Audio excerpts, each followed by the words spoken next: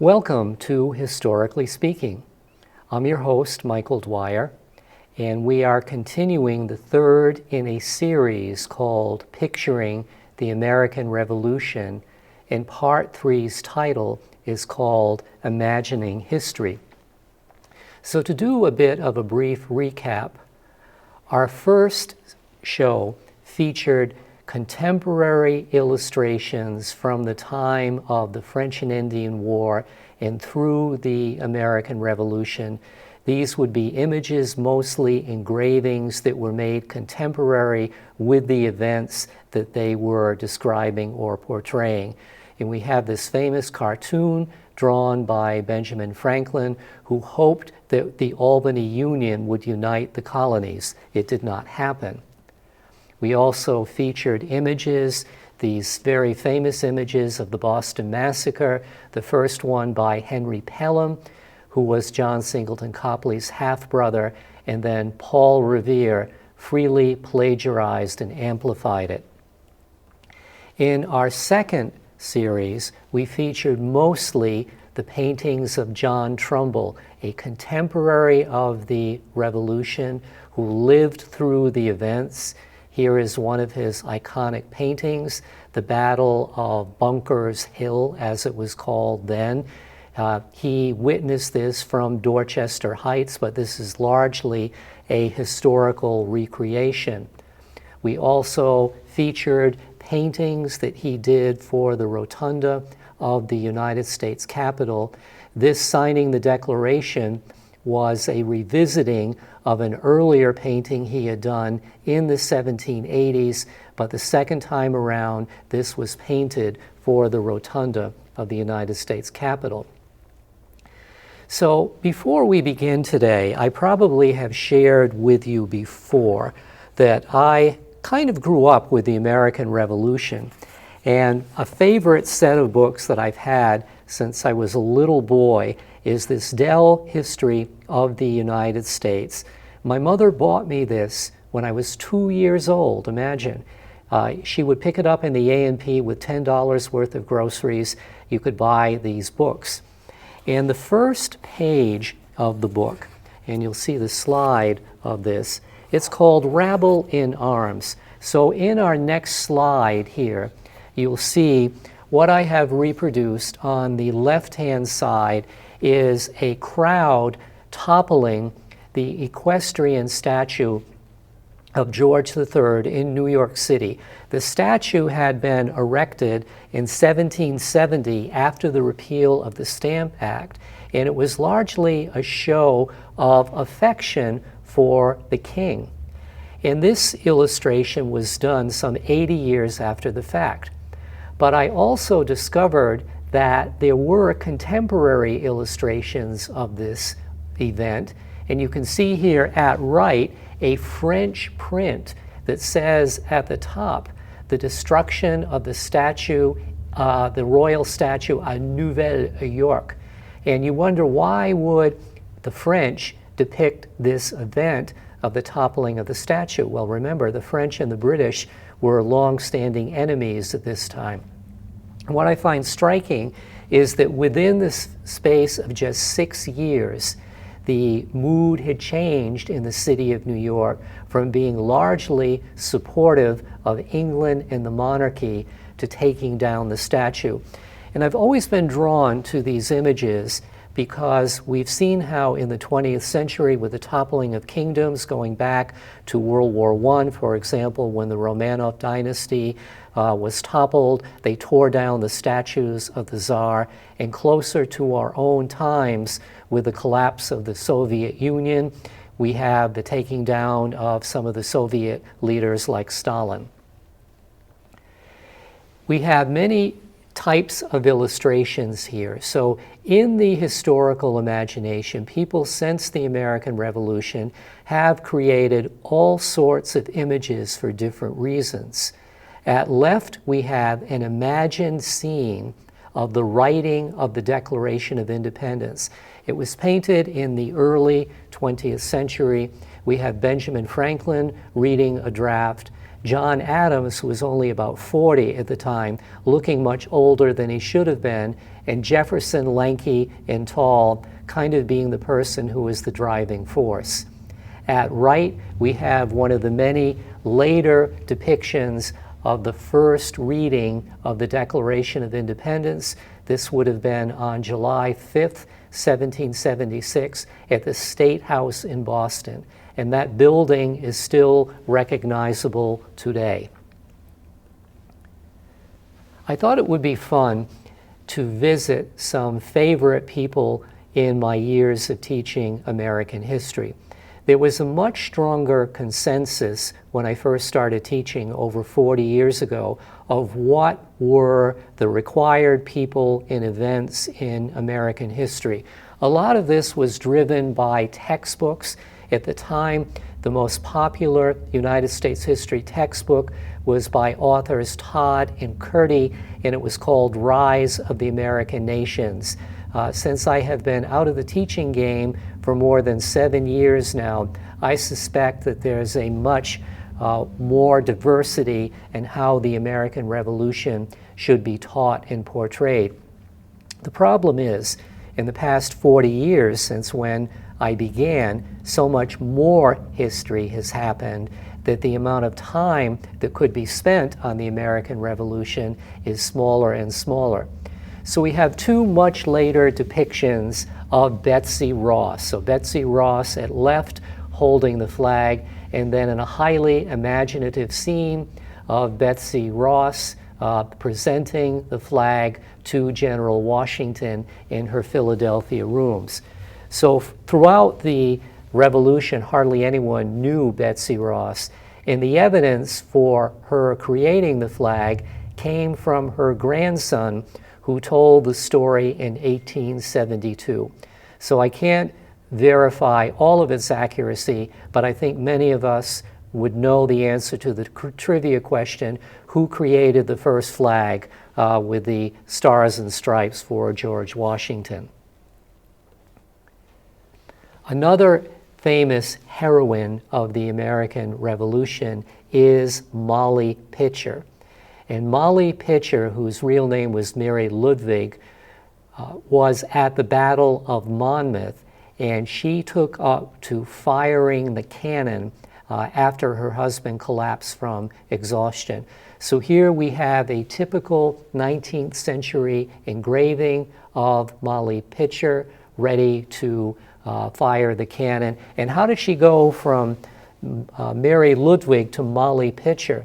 Well, the other apocryphal story is that as the men were prostrate with heat exhaustion, she would bring them pitchers of water. Another even more dramatic illustration of the Molly Pitcher, the heroine of Monmouth, and if I can read the caption here, it says, Molly Pitcher, the wife of a gunner in the American Army, who, when her husband was killed, took his place at the gun and served throughout the battle, June 28, 1778. And if I remember correctly, as the Revolutionary War generation was dying away and they were giving pensions to qualified widows, I do believe that Molly Pitcher, Mary Ludwig, did earn a Revolutionary War widow's pension. Deborah Sampson, another legendary character born in Massachusetts. She's not my relative, but some of my relatives claim that they are part of her shirtlift family. And Deborah Sampson was a woman who disguised herself as a man to serve in the American Revolution. In an illustration from a book, we have Deborah Sampson, misspelled Simpson here, presenting a letter to General Washington. And then as her story became more well-known, we have very flattering medallions of her that were published some years after the American Revolution. A hero of the American Revolution, someone that students of yesteryear all knew who was the true martyr of the American Revolution, a young 21-year-old school teacher Nathan Hale, who was a spy. He was captured and he was hanged, as you can see in this lithograph at the left. And his famous words, once well known, "My only regret is that I have but one life to lose for my country." And Nathan Hale was depicted on a United States postage stamp in the 1920s when we had half-cent postage stamps.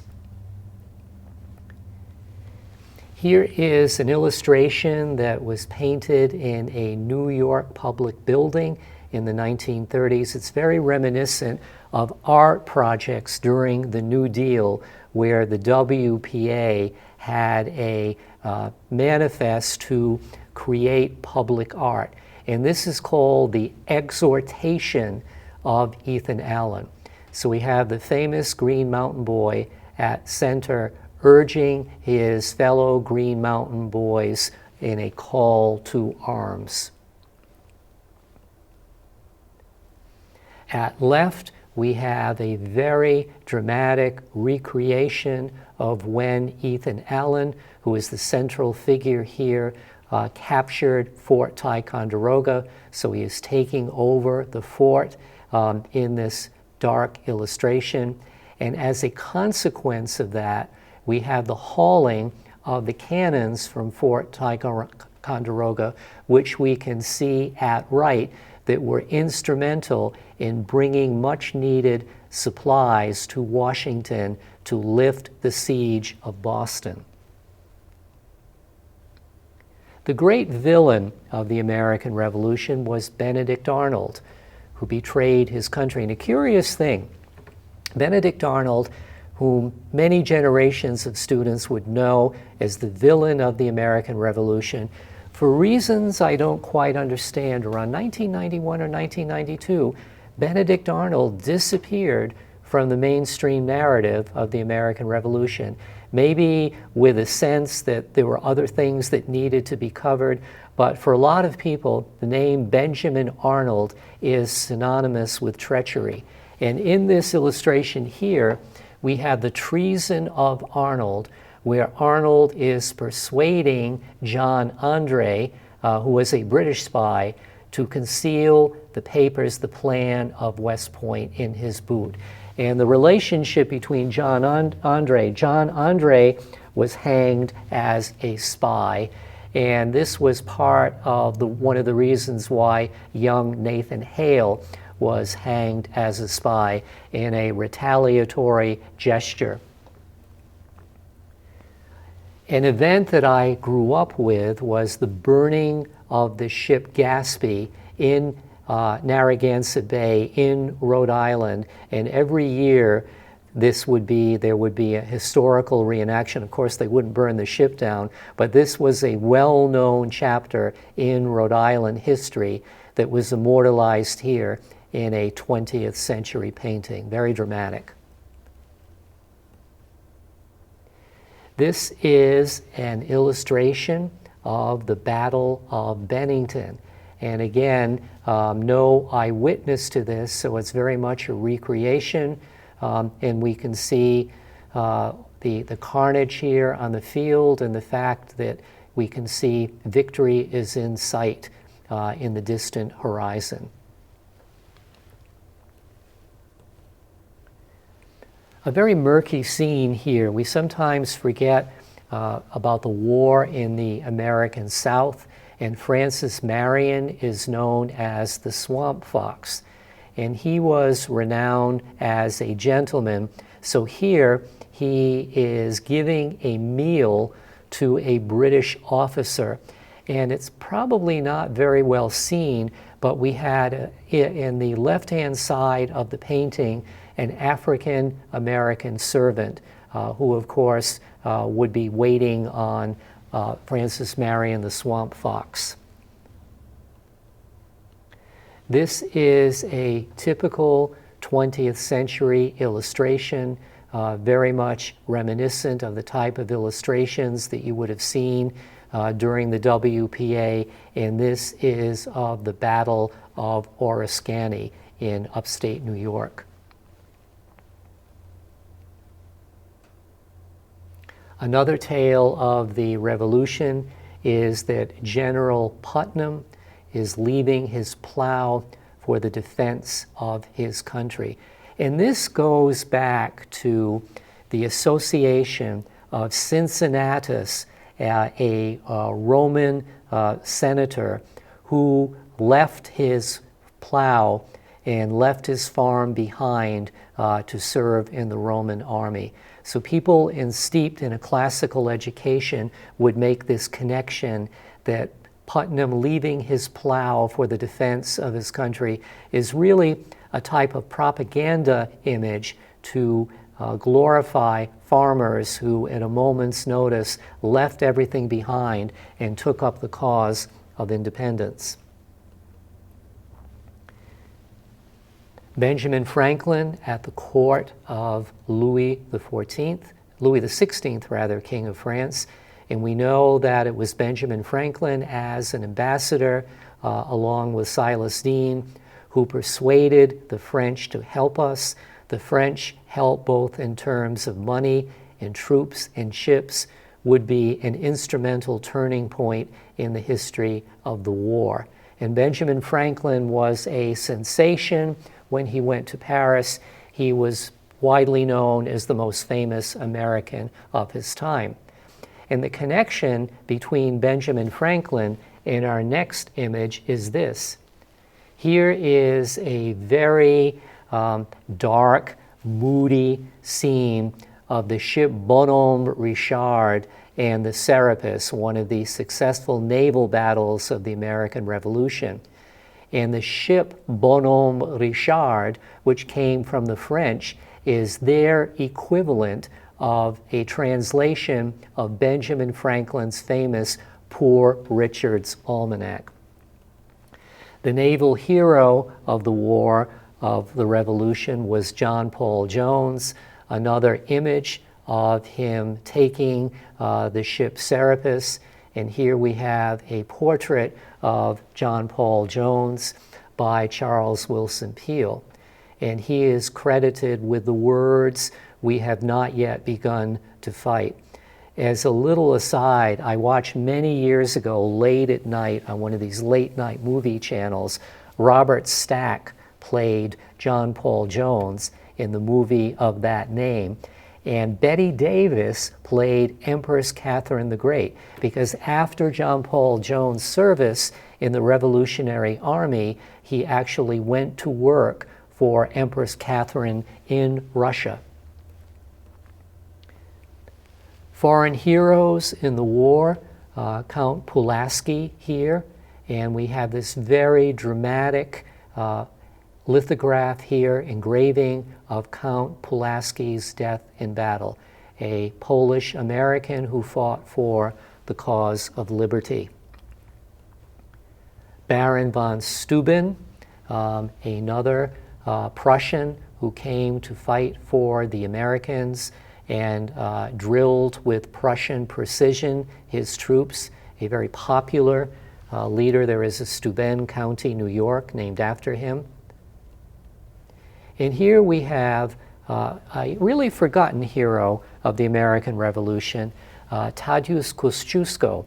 Now, there's probably an American pronunciation here, but my college roommate was fluent in Polish, and there are certain things that he would always correct me on if I wasn't pronouncing it. And most of us, I'm sure, on our way to Albany would cross on the Northway the Tadeusz Kościuszko Bridge. So close-up of the man and the bridge that you see in the right-hand portion of the screen. Here is an image much later after the fact, 20th century, of George Washington and his aide-de-camp, the Marquis de Lafayette. Lafayette was like a foster son to George Washington, who had no sons of his own, and Lafayette would return to the United States in the late 1820s and make a phenomenally well-attended tour of various states, and he was hailed as one of the last surviving heroes of the American Revolution. Here is an illustration typical of the type of engraving that would have been widely disseminated of Lafayette wounded in battle.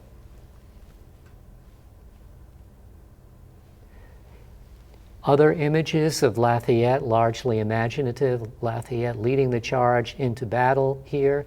And we have a typical engraving of a French hero at the time. So at the conclusion of the war, we had this plate, this engraved plate, where Lafayette is looking very much like a royal soldier, and you can see his African-American servant tending his horse. Love this painting. This was done in the late 1850s on the veranda of Mount Vernon. So here we have Lafayette and George Washington, a very beautifully depicted scene. We have Madame de Lafayette with Martha Washington probably having tea. And if you notice, this is a very interesting cultural capsule. We have the African-American daughter of a servant playing with one of Martha Washington's grandchildren. Very much an idealized image. But the purpose of the painting is to show, to demonstrate the very close relationship that Lafayette had with George Washington. Give me liberty or give me death. This is the rallying cry of Patrick Henry in the Virginia House of Burgess. So we have an early 19th century version of this dramatic moment with Patrick Henry with his right arm upheld, and in a much more stylized, romanticized portrait, we have a much later painting of Lafayette looking like he's not Lafayette, but Patrick Henry looking like he's delivering a sermon. One aspect of the Revolutionary War that often does not get coverage is that prisoners of war, American prisoners of war, were interred on old prison ships in England. And one of my great-grand-uncles died aboard one of these hulks, as we can see here. So these wouldn't have been widely disseminated immediately after the American Revolution, but as people are looking back on the American Revolution, they would want to make sure that these people who died as prisoners of war were not forgotten. We have a series of 3 Currier and Ives illustrations. And Currier and Ives, certainly the most prolific and popular printmakers of the 19th century, much of their output would have focused on the 19th century American progress, but there are a few of their very upbeat images. So compared to some of the scenes that we often see of the Boston Tea Party, this is one where the crowds really are the ones here who are hailing the event. We have the men dressed up as Native Americans throwing the tea in the harbor. And there will be someone out there who will correct me on this, but to the best of my recollection, I think that this took place at night. I was recently at a genealogical conference in Manchester, New Hampshire, a couple of weeks ago, and I met a gentleman who is the genealogist for the descendants of members of the Boston Tea Party. I did not have anyone living in Boston at that time, so it's not an organization that I would qualify for. Another typical, colorful, well-organized, orderly depiction of Washington taking command of the American Army, another Currier and Ives print.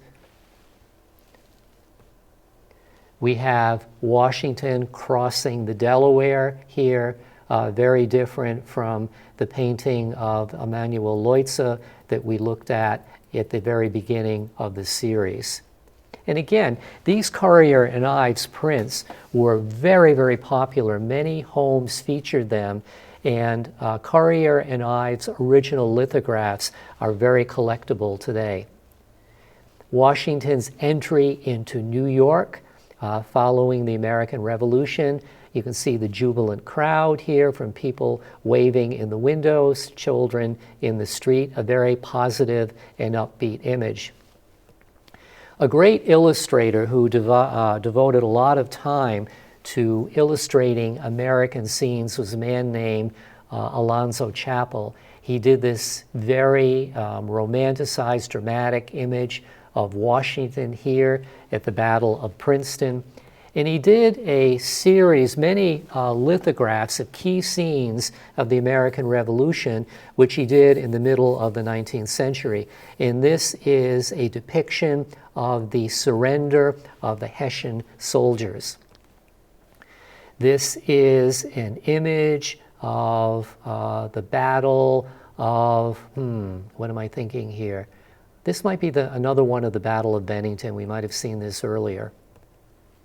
And this we may have looked at before. There are many depictions of this. And this is Washington's farewell to his office. I know in the last episode we looked at John Trumbull's depiction of this, but this shows more clearly than Trumbull's depiction of how emotional the men were here. And kind of a stock figure often shown in paintings is the soldier at left who is weeping. And no retrospective of the American Revolution would be complete without this painting of fife and drum called The Spirit of 76. And this was painted in 1875, and it was one of the most popular images at the time of the United States centennial in 1876. And I thought it would be fun to end with Paul Revere.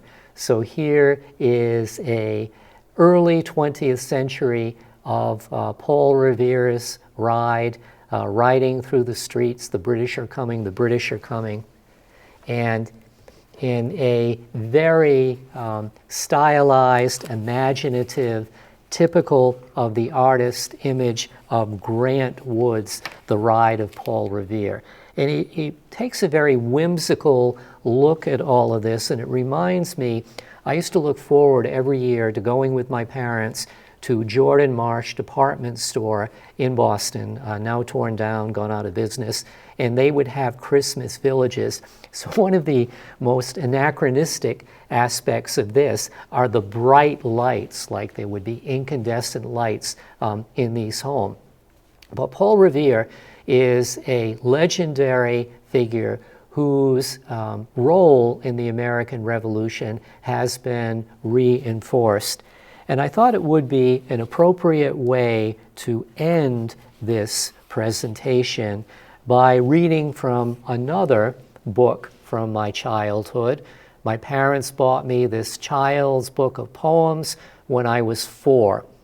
So we are going to end with Henry Wadsworth Longfellow's Ride of Paul Revere. Listen, my children, and you shall hear of the midnight ride of Paul Revere. On the 18th of April in 75, hardly a man is now alive who remembers that famous day in year. He said to his friend, if the British march by land or sea from town tonight, hang a lantern aloft in the belfry arch of the North Church Tower as a signal light, one if by land and two if by sea, and I on the opposite shore will be. Ready to ride and spread the alarm through every Middlesex village and farm, for the country folk to be up and to arm. And I'm going to, in the interest of time running out here, read you the last few stanzas of the poem. A hurry of hoofs in a village street, a shape in the moonlight, a bulk in the dark, and beneath from the pebbles and passing a spark, struck out by a steed flying fearless and fleet, that was all. And yet through the gloom and the light, the fate of a nation was riding that night, and the spark struck out by that steed in his flight kindled the land into flame with its heat. He has left the village and mounted the steep, And beneath him, tranquil and broad and deep, is the mystic meeting the ocean tides, and under the alders that skirt its edge. Now soft on the sand, now loud on the ledge, is heard the tramp of his steeds as he rides. And going right to the end, you know the rest in the books you have read, how the British regulars fired and fled, how the farmers gave them ball for ball, from beneath each fence and farmyard wall, chasing the redcoats down the lane, then crossing the fields to emerge again, under the trees at the turn of the road, and only pausing to fire and load. So through the night rode Paul Revere, and so through the night went his cry of alarm, to every Middlesex village and farm, a cry of defiance and not of fear. A voice in the darkness, a knock at the door, and a word that shall echo forevermore, for born on the night wind of the past, through all our history to the last, in the hour of darkness and peril and need, the people will waken and listen to hear the hurrying hoofbeats of that steed in the midnight message of Paul Revere. And that concludes this presentation.